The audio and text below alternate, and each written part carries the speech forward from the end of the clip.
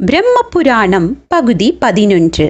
பிரம்ம புராணத்தின் பகுதி 11 அறிவதற்கு முன்பாக நாகேஸ்வரரின் கதை என்ன, தசீதியின் கதை என்ன, ஹரிச்சந்திரன் மற்றும் குபேரனது கதை என்ன, விஸ்வாமித்திரர் கருட தீர்த்தங்களின் சிறப்புகள் என்ன, மகாபலியின் கதை என்ன, பூரி ஜெகநாதர் ஆலயம் எவ்வாறு தோன்றியது, சூரியனது கோவில் எங்குள்ளது, மன்னன் யயாதியின் பரம்பரையில் வந்தவர்கள் யார் யார், தசரத மன்னனின் முன்னோர்கள் யார் யார், சந்திர வம்சாவளியில் வந்தவர்கள் யார் யார், மரம் செடி கொடிகள் எவ்வாறு தோன்றின, பாம்புகள் வல்லூறுகள் முனிவர்கள் தேவர்கள் அப்சரஸ்கள் எவ்வாறு தோன்றின, பிரம்மா எவ்வாறு தோன்றினார், பூமிக்கு நிகழவிருந்த ஆபத்து என்ன, திருசங்கவின் கதை யாது, வைவஸ்வத மனு பரம்பரையில் வந்தவர்கள் யார் யார், மண்மந்திரங்கள் என்றால் என்ன, பூமிக்கு பிருத்வி என்ற பெயர் வர காரணம் என்ன, பூமியை ஆண்ட முதல் மன்னன் யார் என்பன போன்ற பல விளக்கங்களை அறிந்திட பிரம்ம புராணத்தின் முந்தைய 10 பகுதிகளையும் பார்த்துவிட்டு வரவும்.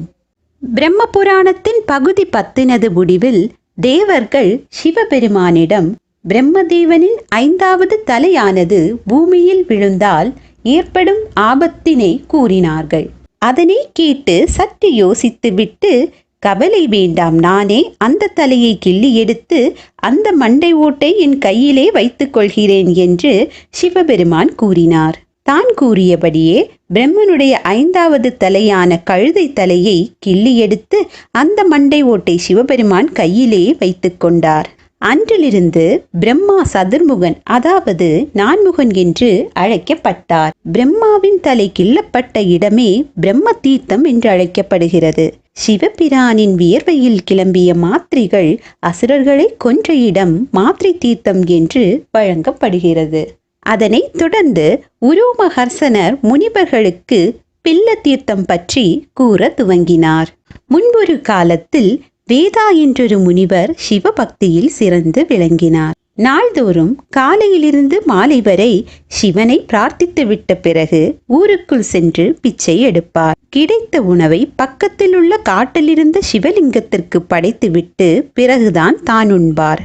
இதே காலத்தில் பில்லா என்றொரு வேடன் அக்காட்டில் வசித்து வந்தான். தினந்தோறும் மிருகங்களை வேட்டையாடி தன்னால் கொல்லப்பட்ட மிருகங்களின் புலாலை சிவலிங்கத்திற்கு படைத்துவிட்டு எஞ்சியதை தான் உண்டு வந்தான். இவர்கள் இருவரும் ஒருவரை ஒருவர் சந்தித்ததே இல்லை. ஆனால் வேதாவை பொறுத்த மட்டில் தான் படைக்க வரும்பொழுது சிவலிங்கத்தை சுற்றி இறைச்சி துண்டுகள் கிடப்பதை பார்ப்பார். முதலில் அதை பற்றி அவர் கவலைப்படவில்லை என்றாலும் நாளடையில் ஒரு வேறுபாட்டை கண்டார். தான் படைத்த பொருட்கள் சிதறி கிடப்பதையும் இறைச்சி துண்டுகள் சாப்பிட்டு போட்டப்பட்டவை போல ஒரு புறமாக குவிந்திருப்பதையும் கண்டு யாரோ வேடன்தான் இதனை செய்திருப்பான் என்று அறிந்து கொண்டார்.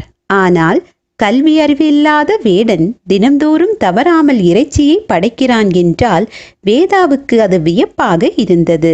யாரது என்பதை காண வேண்டும் என்பதற்காக ஓரிடத்தில் மறைவாக இருந்தார். அன்று மிகவும் நேரம் கழித்து பில்லா வந்தார்.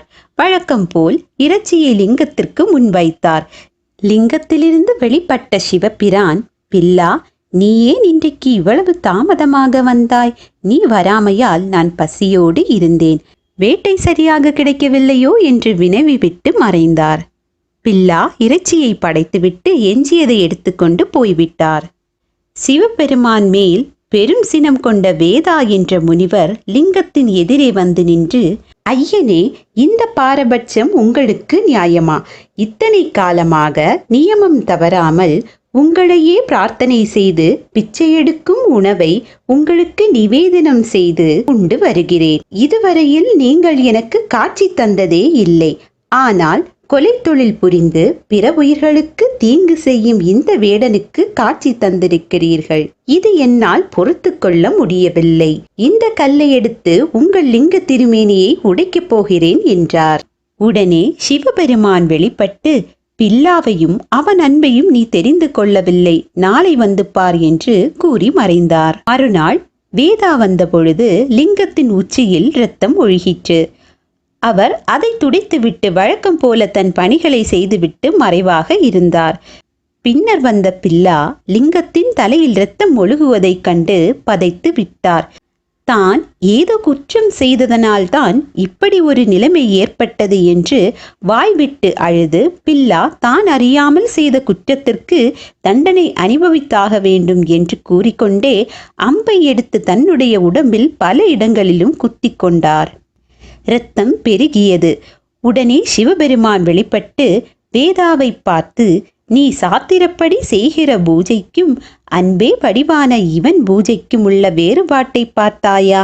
சாத்திரப்படி வழிபட்ட நீ பிரசாதத்தை என் முன் படைத்தாய். அன்பினால் வழிபட்ட இவன் தன் உடல், பொருள், ஆவி மூன்றையுமே எனக்கு படைத்து விட்டான். சாத்திர வழிபாட்டிற்கும் அன்பு வழிபாட்டிற்கும் உள்ள வேற்றுமையை தெரிந்து கொள் என்று கூறி மறைந்தார். பில்லா சிவனை வழிபட்ட இடமே பில்ல தீர்த்தம் என்று வழங்கப்படுகிறது என்று முனிவர்களிடம் கூறியபடியே உரோமஹர்ஷனர் மேலும் தொடர்ந்தார். தர்மத்தின் வழி நடந்தால் என்ன பலன் கிடைக்கும் என்பதை உரோமஹர்ஷனர் முனிவர்களுக்கு கூற துவங்கினார். பவனா என்ற ஊரில் கௌதமன் என்பவர் வாழ்ந்து வந்தார். பிறப்பால் பிராமணனாயினும் அவர் தாயின் தூண்டுதலால் எந்த தீய காரியத்தையும் அஞ்சாமல் செய்யும் துணிவு பெற்றிருந்தார். அப்படி இருந்தும் வைசிய குலத்தை சேர்ந்த மணிகுண்டலன் என்பவர் இவருக்கு நண்பனாக இருந்தார். மணிகுண்டலன் பெரும் செல்வந்தருடைய மகனாவார். சூழ்ச்சிக்காரனாகிய கௌதமர் தோழனிடமிருந்து பொருளை கொள்ளையடிக்க நினைத்தார். அது உள்ளூரில் முடியாத காரியமாயிற்று. எனவே நல்லவன் போல் நண்பனை பார்த்து, மணிகுண்டலா, நாம் இருவரும் வெளியூர் சென்று வாணிபம் செய்து பொருள் ஈட்டி வரலாம் என்றார். இத்திட்டத்திற்கு மணிகுண்டலன் உடன்படவில்லை. நண்பனே, என் தந்தையிடம் பெரும் செல்வம் குவிந்து கிடக்கிறது. நான் ஏன் வெளியூர் சென்று பொருள் தேட வேண்டும் என்றார். சூழ்ச்சிக்காரனாகிய கௌதமர், நண்பனே, மலை போன்ற செல்வம் தந்தையிடம் இருந்தாலும் மகன் அதை அனுபவிப்பதில் பெருமையில்லை. தானாக சம்பாதிப்பதுதான் சிறப்பாகும் என்றார். இந்த வாதத்தை மணிகுண்டலன் ஏற்றுக்கொண்டதால் பெரும் பொருளுடன் இருவரும் வெளியூர்களுக்கு சென்று வாணிபம் செய்தார்கள். கௌதமன் மிக ஏழை ஆதலால் முதலாக போட்ட பொருள் முழுவதும் மணிகுண்டலனுடையதே ஆகும்.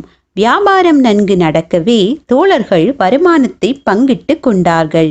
எந்த நிலையிலும் தர்மம்தான் சிறந்தது, தர்ம வழி செல்வதே சிறப்புடையது என்று மணிகுண்டலன் கூறிக்கொண்டிருப்பார். பிராமணனாக பிறந்த கௌதமன் பைத்தியக்காரத்தனம், தர்மமாவது ஒன்றாவது எப்படியாவது பொருளை சேர்த்து வாழ்வதே புத்திசாலித்தனம் என்றார். கருத்து வேறுபாடு முற்றவே கௌதமர் ஒரு வழி சொன்னார். மணிகுண்டலா, நாம் வெளியில் பார்க்கும் பலரையும் இது பற்றி கேட்கலாம். அவர்கள் தர்மம்தான் சிறந்தது என்று சொன்னால் என் பங்குக்குரிய செல்வம் முழுவதையும் உனக்கு நான் தந்து விடுகிறேன். நான் சொல்வதும் சரிதான் என்றால் உன் பங்குக்குரிய செல்வம் முழுவதையும் எனக்கு தந்துவிட வேண்டும் என்றார். அப்பாவியாகிய மணிகுண்டலனோ அதற்கு சம்மதித்தார். வழியில் போவோர்களை சந்தித்து கேட்டார்கள். அறிவில்லாத அந்த சாதாரண மக்கள் கௌதமர் சொல்வதுதான் சரி என்றார்கள். மணிகுண்டலன் பங்கு முழுவதும் கௌதமருக்கு போய்விட்டது. மறுபடியும் வியாபாரம் நடந்தது. மணிகுண்டலன் தான் சொன்னதையே சொன்னார். இரண்டாம் முறை பந்தயம் கட்டி மணிகுண்டலன் கருத்தை யாரும் பேசாததால் கௌதமன் அவரது கைகளை வெட்டி எறிந்தார். அந்நிலையில் மணிகுண்டலன் தர்மத்தின் சிறப்பை பேசி கொண்டிருந்தார். அவரை ஒழித்துவிட எண்ணிய கௌதமன் மறுபடியும் பந்தயம் கட்டி தான் ஜெயித்தவுடன் மணிகுண்டலன் இரு கண்களையும் பிடுங்கிவிட்டார். அப்பொழுதும் மணிகுண்டலன் தர்மம்தான் சிறந்தது, அது இறுதியில் வெல்லும் என்று சொல்லிக்கொண்டு எங்கெங்கோ அலைந்து கங்கை கரையில் உள்ள விஷ்ணுவின் சிலைக்கு பக்கத்தில் வந்து சேர்ந்தார். அங்கேயே படுத்தும் விட்டார். நடு இரவில் இலங்கையில் இருந்து விபீஷணரும் அவரது காவலர்களும் இந்த விஷ்ணுவின் சிலைக்கு பூஜை செய்ய வந்தார்கள்.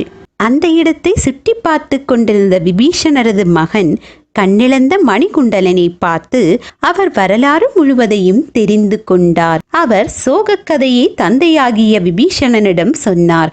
அப்போது விபீஷணன், மகனே, ராமராவண யுத்தத்தின் போது அனுமன் மருத்து மலையினை கொண்டு வந்தார். திருப்பி அம்மலையை அனுமன் எடுத்து செல்லும் பொழுது அதி அற்புதம் வாய்ந்த விஷல்யகரணி என்ற மரத்தின் ஒரு பகுதி இங்கு விழுந்துவிட்டது. அதை தேடி பார்க்கலாம் என்று சொல்லி தேடி இறுதியில் அது பெரிய மரமாக வளர்ந்திருப்பதை கண்டார்கள். அதில் ஒரு சிறு கிளையை உடைத்து வந்து மணிகுண்டலன் மேல் போட்டவுடன் இழந்த கை கால்களை திரும்ப பெற்று முழு உருவம் கொண்டார் மணிகுண்டலன். இவ்வாறு தர்மத்தின் வழி நடந்த மணிகுண்டலன் தன் முழு உருவத்தினை பெற்றதல்லாமல் மேலும் பல நன்மைகளை பெற்றார். அந்த நன்மைகள் என்னவென்பதனை அறிந்திட பிரம்ம புராணத்தின் அடுத்த பகுதிக்காக காத்திருக்கவும். அனைவருக்கும் நன்றி.